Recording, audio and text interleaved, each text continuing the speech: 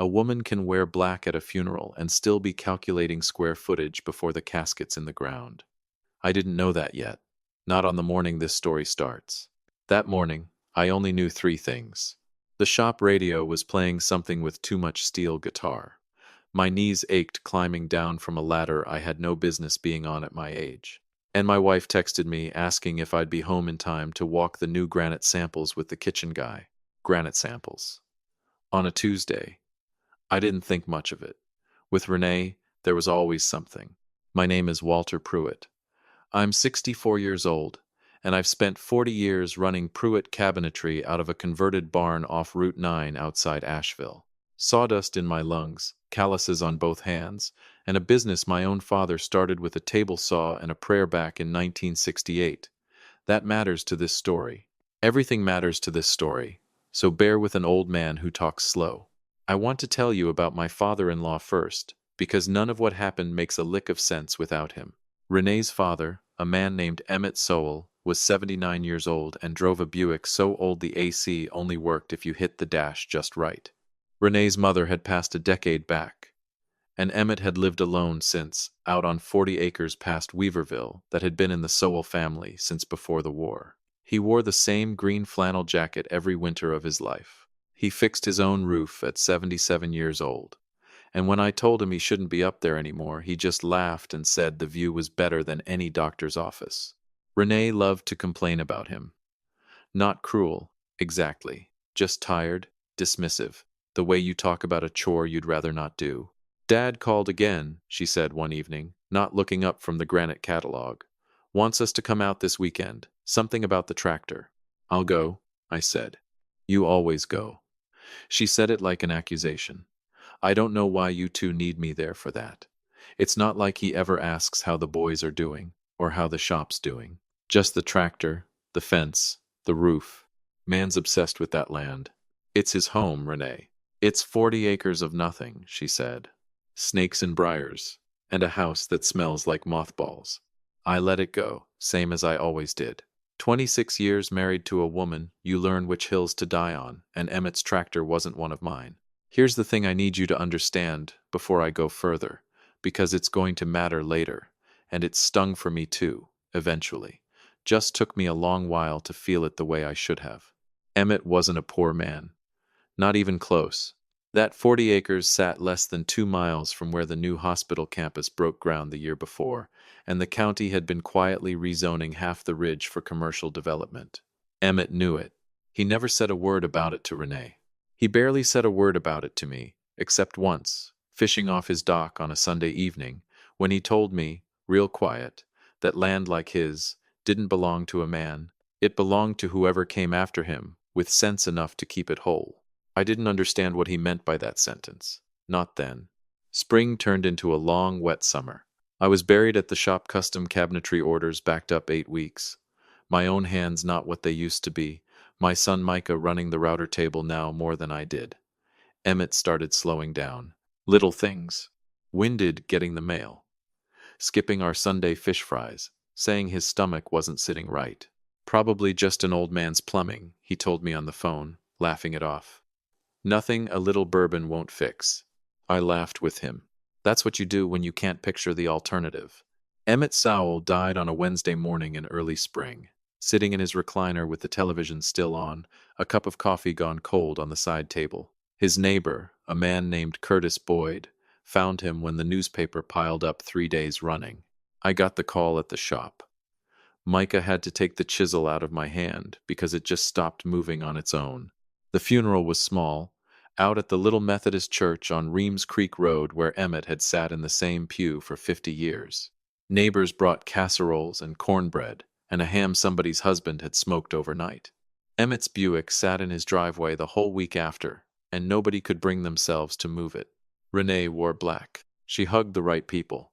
She said he's in a better place so many times it started sounding like a line she'd rehearsed. You okay? She asked me that night. The first time we'd been alone in days. No, I said honestly. Don't think I will be for a good while. I know, honey, she rubbed my back. Take whatever time you need. I believed her. Lord help me. I believed her completely. 2 weeks passed. I went back to the shop because the quiet at home was worse than the noise of the planer. Micah handled me gently, the way a grown son learns to handle a grieving father, taking the harder jobs off my plate without making a thing of it. At home, though, there was no outrunning it. Every room had Emmett's fingerprints somewhere, a birdhouse he'd built the boys when they were small, a fishing rod he'd left in our garage just in case. I was sitting on the couch one evening, television on but not really on, when Renee walked in from the kitchen holding her laptop, screen already turned toward me. "Look at this," she said, sitting on the arm of the couch. It was a real estate listing. A lake house up near Watauga, 4 bedrooms, private dock, charming craftsman with mountain views. "What's this?" "I was thinking we finally do it," she said. "The lake house we always talked about. We've been through so much, Walter. We deserve something to look forward to." I stared at the screen a second longer than I meant to, waiting for the sentence to make sense a different way. "Renee." My voice came out flatter than I intended. "Your father's been gone 17 days. I know that." She said it like I was the unreasonable one. "I'm not saying we move in tomorrow. I'm saying once the estate settles, there'll finally be room to breathe. Dad's land alone is worth a fortune with that hospital going in. Everybody at the salon's been talking about the Weaverville rezoning for a year." Something cold moved through my chest. "You don't know what your father's estate looks like," I said. "Nobody's called us in for anything yet." "Well, they need to." She closed the laptop with a decisive little snap. "Because I've been thinking. That old Buick needs to go to a museum or a junkyard, one or the other. And I want to finally redo the kitchen properly, not the halfway job we did in 2015. We're about to come into real money, Walter. Real money. Real money." Like her own father had been a lottery ticket she'd been sitting on, waiting to cash. "He's been gone 17 days, I said quietly. "I'm aware of how long he's been gone." Her voice sharpened into something I hadn't heard from her in 26 years of marriage. "I'm also aware that life keeps moving whether we're ready or not. Dad lived like a hermit out there on that land so we wouldn't have to. Don't you think he'd want us to actually enjoy it?" She was using her own father's memory as a crowbar to pry open a door that wasn't hers to open. "I can't do this right now," I said, standing up. She didn't say anything else that night. But she didn't close the laptop either. She left it sitting open on the kitchen counter, the lake house glowing on the screen, right where I'd see it every morning walking past. If you've ever watched somebody you've loved for a quarter century turn into a stranger in slow motion, you know exactly how the next month felt for me. A lawyer named Sandra Kessler, who'd handled Sowell family business for going on 20 years, called the house at the end of that month. She mentioned there were several unusual provisions in Emmett's estate that would need to be discussed in person. Renee was on the extension in the kitchen, and I heard her practically glowing through the phone line. To her, unusual provisions meant a bigger number than she'd even imagined. Early summer hit different that year. The kind of Carolina heat that sits on the mountains like a held breath. It was a Thursday evening, trash night, and I was hauling the cans out to the curb when Renee came out onto the porch holding a manila folder. "We need to talk," she said. Words that have never once in the history of marriage preceded anything good. Inside the folder was a printout for a lot in a new gated development off the parkway. 6 bedrooms. Her handwriting scrawled in the margin. "Finally, something that fits us." "Renee, what is this?" "I found our house," she said, like she was announcing good news. "I know it's fast, but these lots move quick, and once Dad's estate clears. We are not buying a 6-bedroom house for 2 people." "Why not?" Her voice climbed. "You're about to inherit a fortune, Walter. I did the math myself. That hospital deal alone puts Dad's land at 3, maybe 4 million. I don't understand why you're acting like we're broke." "Because I don't know what we're inheriting," I said, louder than I meant to. "Sandra hasn't told us a single number. You're planning our whole life around a figure you made up in your own head." "I didn't make it up." She crossed her arms. "I did research. And frankly, Walter, I think it's time you started acting like a man whose wife deserves something, instead of some sawdust-covered old fool still building cabinets by hand at 64 when there's real money sitting in a lawyer's file." The words hit me like an open hand across the face. My ears actually rang. "Don't," I said, low and shaking. "Don't you talk about your own father like he was a burden to you." "Why not?" He held this whole family back for 40 years on that land, and now that he's finally gone, and there's actual money on the table, you want me to sit here and act like touching it is some kind of sin? I loved him, I said. I don't care what he had or didn't have. He was my friend before he was ever my father-in-law. Well, I'm the one who buried my father, Renee snapped, and I am done living small while there's a fortune sitting in some file cabinet with my name on it, too. She looked at me for a long moment, and then she said the sentence that changed everything. If you won't fight for what's mine, I'll divorce you and take half of everything myself. Silence. Real silence. The kind where you hear your own pulse in your ears. A dog barked somewhere down the road. A truck passed. Ordinary sounds from a world that hadn't just quietly ended for me. You'd divorce me, I said slowly. Over money neither one of us has even seen a number for. I'd divorce you, she said, because apparently that's the only language you understand anymore. She turned and went back inside, the screen door slapping shut behind her, and left me standing there with an empty trash can at my feet and a marriage that had just died right there on the porch steps. I didn't cry that night. I thought I would. Instead, something in me went still, cold and clear, like a fever finally breaking. 26 years, and one sentence on a hot Thursday evening told me exactly who she'd become, or maybe who she'd always been underneath. Here's the part that surprised even me. I didn't fight back. I didn't hire a lawyer of my own or start hiding money or plotting some kind of counterattack. I walked back inside, sat down across from her at the kitchen table, and looked her dead in the eye. If you want a divorce, Renee, then file the papers, I said, my voice flat and steady. But I'm not touching your father's memory to satisfy whatever this is in you. She looked genuinely thrown. You're just going to let me walk? I'm letting you do whatever you think is right for you, I said, and went to bed. Over the following weeks, Renee changed again, but not the way I expected.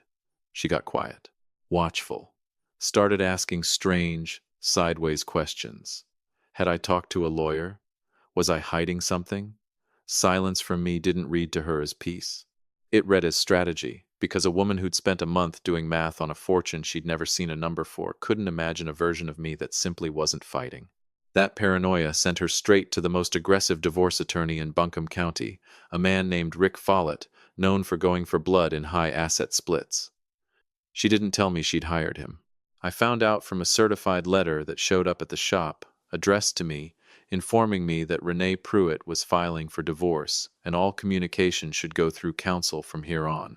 Micah handed it to me without a word, watching my face while I read it. You all right, Dad? He finally asked. Yeah, I said, and meant it in a strange, quiet way that surprised me. Yeah, I believe I actually am. What I didn't know then, what I wouldn't find out until much later, was what Renee had been doing behind the scenes. She'd already put a non-refundable deposit on that 6-bedroom lot, banking entirely on an inheritance nobody had confirmed. She'd opened 3 new credit cards, and she'd drained nearly $11,000 out of the shop's business account, our business account, to hand Rick Follett a retainer, fully expecting the court to make me cover her legal bills once the land value came to light. The settlement meeting got scheduled downtown, in a glass office building overlooking the river. The kind of lobby that smells like money and ambition.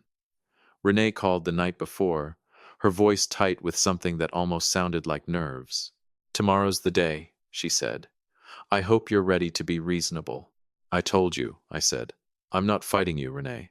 Good, she said, because I already know exactly what I want. I didn't sleep that night. Not from fear. I lay awake thinking about the way Sandra Kessler had looked at me in our one brief phone call, like she knew something the rest of us didn't. Like Emmett Sowell had left something behind that none of us, not me, not Renee, not her lawyer with his contingency dreams, were prepared for. The next morning I wore the same collared shirt I'd worn to Emmett's funeral. No lawyer, no documents. Just an empty folder tucked under my arm. I rode the elevator to the 9th floor, where Renee was already waiting in a new dress I didn't recognize, sitting beside Rick Follett like a woman headed to her own coronation. Walter. Rick stood and extended a hand like we were closing a business deal, glad we could finally sit down. I shook it once and sat, empty folder in front of me. Where's your attorney? Renee asked, glancing at the door. Didn't bring one. She and Rick traded a look. the look of two people who thought they'd already won before the game had started. All right then, Rick said, settling back, a thick folder open in front of him. Let's not waste time. My client is prepared to discuss an equitable division of assets, which, given the size of the estate in question, we anticipate. I'm not fighting it, I said quietly. He paused. I'm sorry? Whatever's in that estate, I'm not going to fight her for it. I just want this over with. My voice came out tired, hollow, exactly the way I felt. I meant every word. Grief had hollowed me out so completely that fighting over money felt obscene, like haggling over the price of a coffin. Renee's face lit up. She squeezed Rick's forearm, an actual gesture of triumph she couldn't help herself over. Rick allowed himself a small, satisfied smile, the kind a man wears when he can already see his percentage clearing in his bank account. Well, Rick said, straightening his tie, that certainly simplifies things. If we could get a formal accounting from the estate's council, we can move to finalize. That's when the side door opened. Sandra Kessler walked in, gray suit, a slim leather folder under one arm. She nodded to the room, took her seat at the head of the table, and set her glasses on the bridge of her nose with the unhurried calm of a woman who'd done this exact thing more times than she cared to count. We'll need a full accounting, Rick said, sitting up straighter, specifically the Weaverville property and any liquid holdings. Of course, Sandra said. She opened her folder, glanced at a single page, and looked up over her glasses. Though I should clarify something first, for accuracy's sake. Something in her voice made the hair rise on the back of my neck. There is nothing to divide, she said. Silence. Renee blinked. I'm sorry. What? There is nothing to divide, Sandra repeated, calm as still water. Approximately 8 years ago, Emmett Sowell placed the entirety of his estate, the Weaverville acreage included, into an irrevocable family trust administered by our firm. The beneficiary structure does not include direct ownership by either his daughter or her spouse. She looked at Renee, not unkindly, but without a trace of apology either. Legally, Mrs. Pruitt owns 0% of these assets. They're shielded from claims against either spouse's personal estate, including marital dissolution proceedings. I want you to sit with that sentence a second, the way I had to sit with it in real time. 0%. Emmett Sowell, flannel jacket, mothball house, bourbon for a bad stomach. Emmett Sowell had quietly built a wall around everything he owned 8 years before he ever got sick, because somewhere along the way, without saying a single word to either of us, he'd figured out exactly who his own daughter had become. Rick Follett's face ran through 4 expressions in 2 seconds. That's not possible. My client did extensive research on the rezoning valuation of that land. We structured an entire I understand the projected value is significant, Sandra said evenly. That value belongs to the trust, not to Mrs. Pruitt's marital estate. Who's the beneficiary? Renee's voice had gone thin and brittle, like ice about to crack. Sandra looked at her a long moment. That's not something I'm at liberty to disclose in this setting, Mrs. Pruitt. But I can tell you, it is not you. I watched 26 years of certainty slide off my wife's face all at once. This is, she turned to Rick. Fix this. Do something. Mrs. Pruitt, Rick said carefully, and I could hear a man already doing math on his own losses. If the assets were placed in an irrevocable trust prior to any of this, there may not be significant marital assets to pursue here at all. There has to be something, Renee said, her voice cracking down the middle. The house, the land, something. The homestead and the acreage are both held in the same trust structure, Sandra said, as is nearly everything your father owned at the time of his passing. I sat through all of it quietly, and I want to be honest with you the way I've been honest this whole time. I didn't feel triumphant. Not yet. I mostly just felt Emmett's presence in that room, like he'd reached across 8 years and 1 funeral to put a hand on my shoulder one more time. Rick closed his folder slowly, the papers inside suddenly worth nothing. Mrs. Pruitt, he said quietly, I think we need to speak privately. No, Renee said, sharp and desperate. No, there has to be a number. Walter, tell them what you told me. I never told you anything, Renee, I said, steadier than I expected. You did the research yourself. You made the plans yourself. You threatened to divorce me over money that was never mine to give you. And there it was, The full shape of what Emmett had done settled over me. He hadn't just protected his land. He'd protected me from a version of my own marriage I'd loved my way into never quite seeing. Sandra closed her folder and stood. She turned to me, and something in her face softened, the first real crack of feeling I'd seen from her in 20 years of knowing her professionally. Walter, before I go. She reached into her leather folder and pulled out a plain white envelope, sealed, my name written across the front in handwriting I would have known anywhere in the world. Blocky. Careful. A little slanted left. Emmett's handwriting. Your father-in-law asked me to give you this, she said quietly, when this day came. My hands shook taking it. Not from fear, from something closer to awe. He'd known. Years ago, somehow, he'd known this exact day was coming, and he'd already written the words he wanted me to read. I set the envelope down without opening it.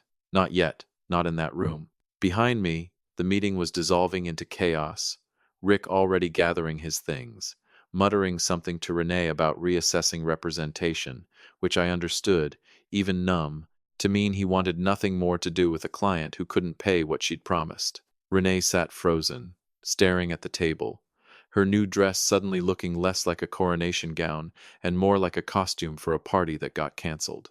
This isn't over, she said to nobody in particular. I stood, tucked the envelope in my jacket, and walked out without another word. I'd made it about half a block toward my truck when I heard her heels behind me, fast and uneven on the pavement. Walter. Walter, wait. I stopped, but I didn't turn right away. When I finally did, she was standing there, mascara starting to run. You planned this, she said, breathing hard. You and my father, you planned this whole thing to humiliate me. Nobody planned anything to humiliate you, Renee, I said quietly. Your father protected what was his. That's all that ever happened here. You knew, she said, pointing a shaking finger. You had to have known. I didn't know, I said, and it was the truth. I found out the same time you did. Difference is, I never once threatened to leave you over it. That landed somewhere, because her face crumpled, anger dissolving into something closer to real tears. We had 26 years, Walter. Doesn't that mean anything to you? I looked at her a long moment. Really looked. And I realized, with a strange kind of calm, that I didn't feel anger toward her anymore. Just a quiet, tired kind of finality. We didn't build what I thought we built, I said. You were waiting for something to cash in. I just didn't want to see it. I didn't wait for her answer. I walked away and found a bench near the river walk, sat down, and let the traffic noise and the smell of the water drift over me the way it had my whole life in this town. I pulled the envelope out with hands that had finally stopped shaking. Just my name on the front, Walter. The only person left alive who still called me by my full given name instead of some nickname. I opened it slow, like it might disappear if I moved too fast. Walter, if you're reading this, it means I'm gone and Renee has done exactly what I feared she'd do. I saw how she looked at this land, and how she talked about you when she thought I wasn't listening. I didn't say anything because you loved her, and I didn't want to break your heart while I was still around to watch it happen. I chose to protect you this way instead. The land goes to you outright once the trust dissolves in 5 years, held clean, so no one can ever come at it sideways again. Take care of yourself, son. That's what you've always been to me, whether the paperwork ever said so or not. I read it twice, then a third time. The river kept moving, oblivious, the way the world always does, no matter how much of yours has just quietly ended and begun again in the same afternoon. Tears came right there on that bench, and I didn't wipe them away. I pressed the letter to my chest and let the grief and the relief and 20 years of quiet friendship with a good man move through me all at once. I miss you, Emmett, I said to the river, to nobody and everybody at once. Here's the part where most folks expect an old man to gloat. I didn't. I couldn't. Grief doesn't leave room for gloating. But karma doesn't need an audience to do its job either. Renee showed up to the final hearing with a court-appointed attorney because Rick had already dropped her. My lawyer, the one I finally did hire once the dust settled, laid out the bank statements plain as day. She'd drained the shop's account and maxed 3 cards in contemplation of a divorce she thought was already won. The judge called it exactly what it was, ruled it a dissipation of marital assets, and ordered every cent repaid, solely in her name. Last I heard, she's renting a 1-bedroom on the other side of town, and working the front desk at a dealership to keep up with the payments. The women at her old salon stopped calling. I still run Pruitt Cabinetry. Micah's taking over the bulk of it now, and I mostly just show up to breathe in the sawdust and remember. 5 years from now, when that trust dissolves, Emmett's 40 acres will come to me clean, the way he wanted it, and I already know what I'm going to do with it. A little cabin, a dock, room enough for my grandkids to fish the way I did with their great-grandfather. He didn't leave me a fortune, not yet anyway. He left me something better. He left me the truth, 5 years early, wrapped in a plain white envelope with my name written across the front in handwriting I'll know until the day I die. If this story meant something to you, I'd love to hear where you're listening from. Drop it below. I'll see you in the next one.